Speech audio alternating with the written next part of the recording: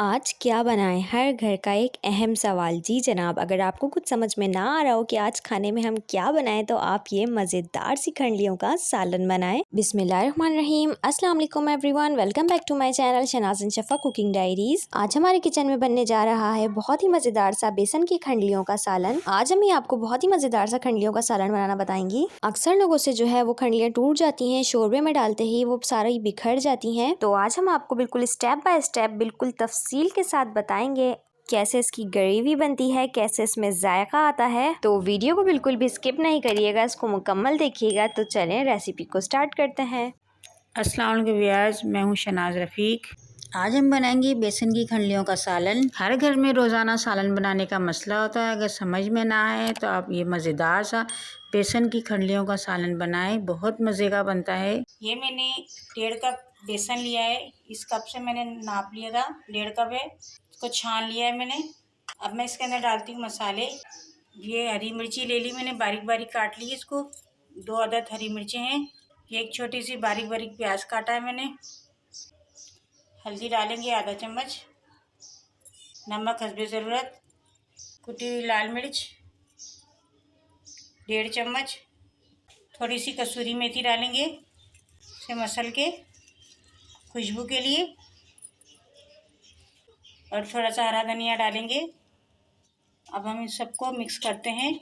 तो जनाब, अगर आपने हमारे चैनल को अभी तक सब्सक्राइब नहीं किया तो प्लीज़ हमारे चैनल को सब्सक्राइब कर दें। वीडियो पसंद आती है तो इसको लाइक कर दें और जितनी ज़्यादा हो सके इसको शेयर भी करें। पानी डालेंगे हम इसमें अभी 1 गिलास। इसका बैटर बनाते हैं।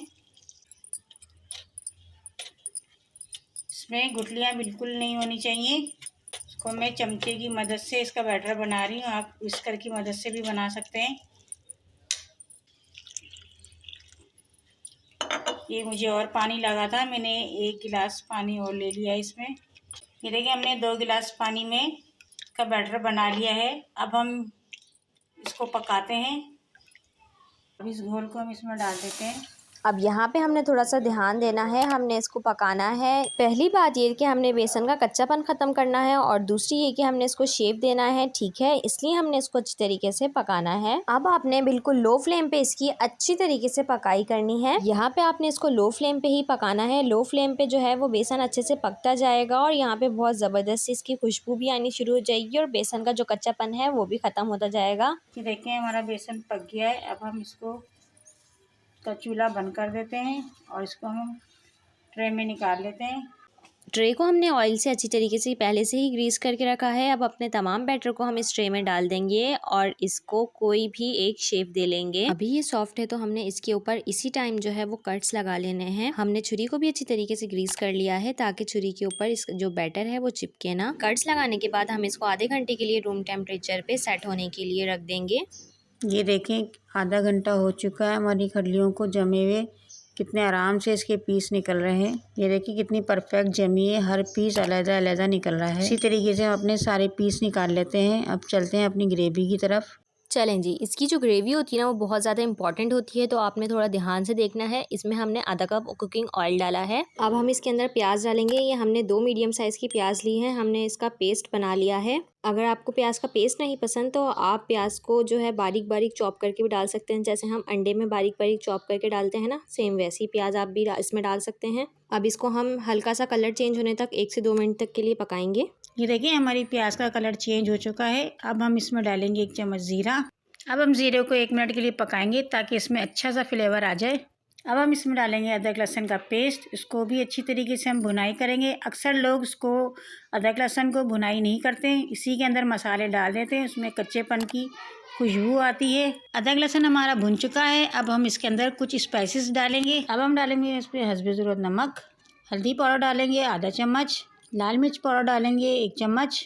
अब डालेंगे इसके अंदर पिसा हुआ धनिया 1 चम्मच, आधा चम्मच डालेंगे हम कश्मीरी लाल मिर्च। इससे कलर और फ्लेवर बहुत अच्छा आता है। ये ऑप्शनल है, अगर आपके पास नहीं है तो आप इसको स्किप भी कर सकते हैं। वैसे तो ये कश्मीरी लाल मिर्च आपको हर स्टोर पे मिल सकती है आराम से। अब हम तमाम मसालों की अच्छी सी भुनाई करते हैं। मसाला अगर आपका लग रहा है, आपको लग रहा है कि आपका मसाला लग रहा है तो आप उसमें थोड़ा सा पानी डाल सकते हैं। पानी डाल के अच्छी से भुनाई करें। 1 से 2 मिनट हम अपने तमाम मसालों की भुनाई करते हैं ताकि इसमें अच्छे सा फ्लेवर और खुशबू आ जाए। हमने अपने तमाम मसालों की अच्छी तरीके से भुनाई कर ली है। अब डालेंगे हम इसके अंदर 1 कटोरी भर के फेंटा हुआ दही। दही तो ऑफ कोर्स हम सबके घर में आराम से अवेलेबल होता है। दही डाल के हमें दोबारा से इसकी अच्छी सी भुनाई करनी है मसाले की।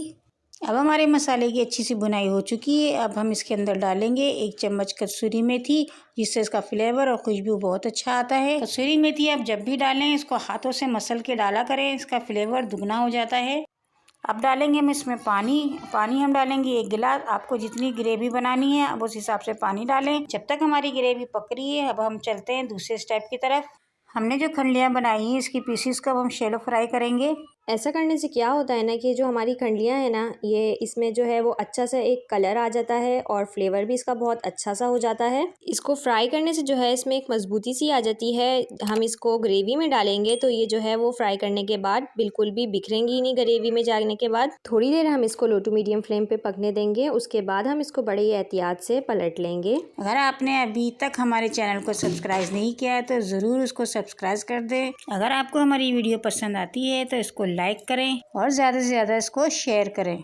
ये देखें जनाब, हमारी बातों बातों में हमारी खंडलियाँ कैसी शैलो फ्राई हो चुकी हैं। अब हम इन खंडलियों को अपनी प्लेट में निकाल लेते हैं। चलते हैं अपनी दोबारा ग्रेवी की तरफ। ये देखिए हमारा शोरबा अच्छी तरीके से पक चुका है।